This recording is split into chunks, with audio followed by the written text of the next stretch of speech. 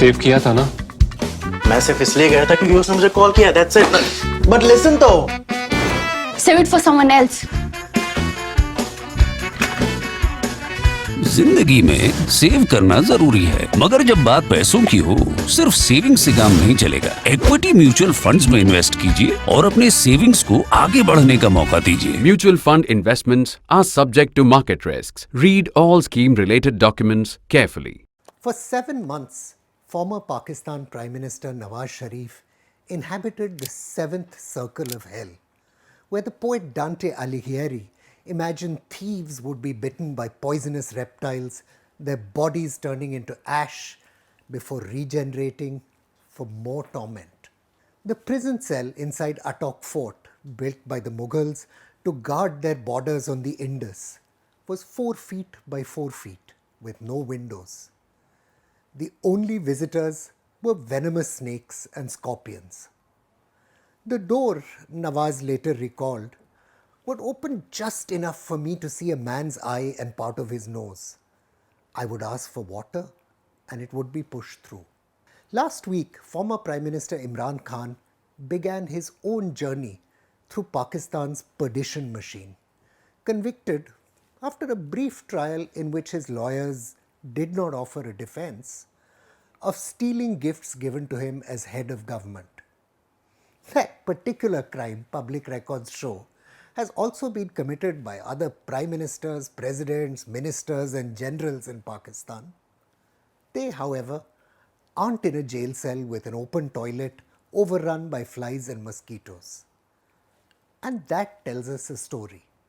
Ever since former President Zulfikar Ali Bhutto was carried to the gallows from his stinking cell in Rawalpindi's now raised prison, eviscerated by malaria and dysentery and hunger strikes, the country's politicians have known there's a very high price they might have to pay for defying the all-powerful military. Bhutto's daughter and former Prime Minister Benazir Bhutto served extended periods in jail, including years without charge. Her husband Asif Ali Zardari is alleged to have been tortured in prison. Nawaz Sharif and his brother Shahbaz Sharif also suffered awful conditions. Few countries have such a toxic political culture and so many leaders who've gone from the Prime Minister's office to prison. The existence of this culture holds out some important lessons. Following its defeat by India in the 1971 war, the Pakistan military never truly recovered its mass legitimacy. To discipline and punish successful politicians who might challenge its primacy, it needs to use coercion. This is an army that is weak, not an unchallenged hegemon. The son of a colonial Indian police officer, Bakhtiyawar Ali, and the grandson to one-time Kotwal of Amritsar, Safdarjung Khan, Brigadier Farooq Bakht Ali was born into a middle-class family with roots in Patiala. After some years of schooling at the convent of Jesus and Mary in Mussoorie, he joined his father's alma mater, the Government College in Lahore.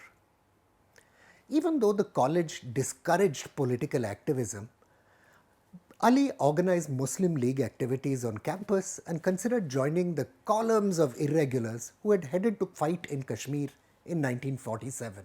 Instead, in January 1948, he joined the first batch of the Pakistan Military Academy and was commissioned into the artillery.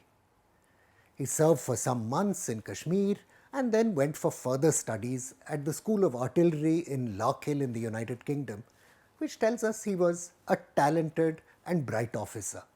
Following the war of 1971, Ali wrote a letter of resignation from the Pakistan Army, assuming that military ruler General Yahya Khan would also step down.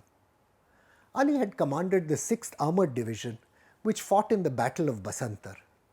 Firsthand, Ali was to recall in his memoirs, he watched incompetent commanders execute an ill-fated attempt to cut off Pathankot and Poonch.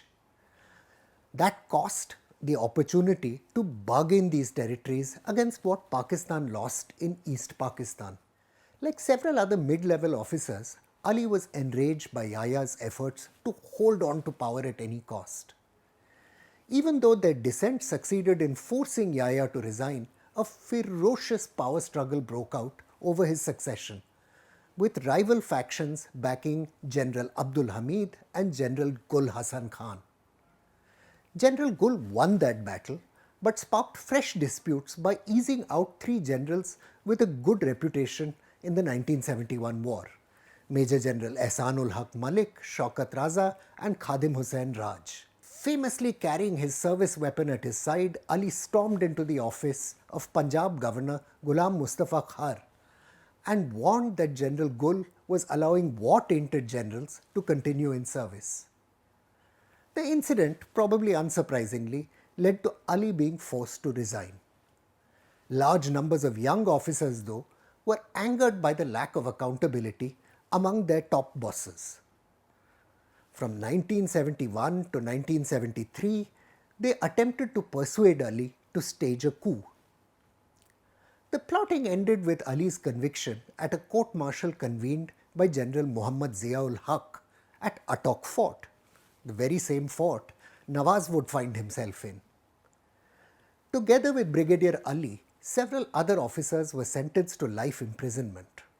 Like the Islamist ideologue Abdul Allah Maududi, scholar Syed Wali Reza Nasser notes, the Attock conspirators believed East Pakistan had been lost because of General Yahya's un-Islamic ways, his womanizing and drinking. This concern for Islamicity in the army was the result of the officer corps having opened its ranks to cadets from the lower middle classes after 1965, which made it markedly more subject to the influence of traditional Islamic values, Nasser argues. Following the 1971 defeat, the army's junior leadership was turning to religion for solutions to a national crisis. Zulfikar Ali Bhutto, military historian Hamid Hussain records, pushed hard for the former brigadier to be handed a death sentence, imagining it would crush Islamist dissent within the military. General Zia, handpicked by the Prime Minister to lead the post-1971 army, personally presided over Brigadier Ali's trial.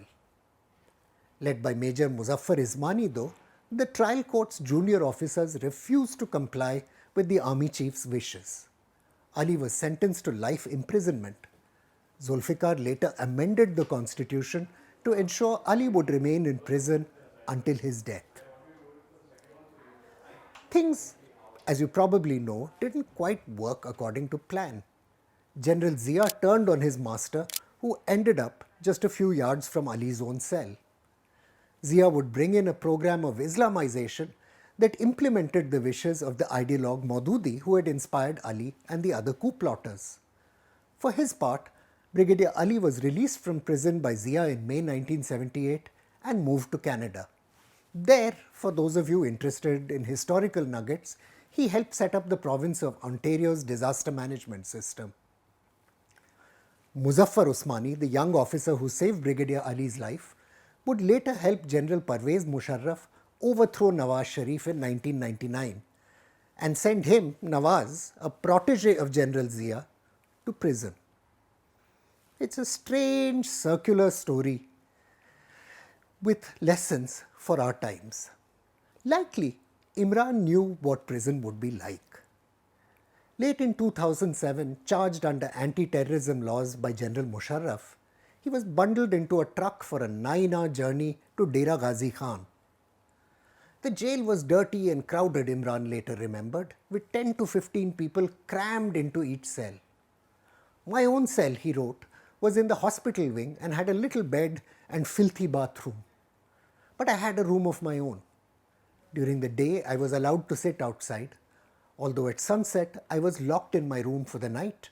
I could hardly eat in jail since I had no exercise and the food was terrible.